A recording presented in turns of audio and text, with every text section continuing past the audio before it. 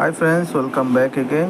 তো রকি র্যাবিটে দেখেন, আপনার এলিজিবল হওয়ার জন্য একটা ট্রানজেকশন করতে হবে, ওয়ালেট কানেক্ট করতে হবে, সাবস্ক্রাইব করতে হবে টেলিগ্রাম চ্যানেল এবং ম্যাকের টোন ট্রানজেকশন 0.5 টোন আপনার কাছে থাকতে হবে। 0.6 টোন 0.6 টোন থাকতে হবে এবং এখানে কাটবে 0.5 টোন।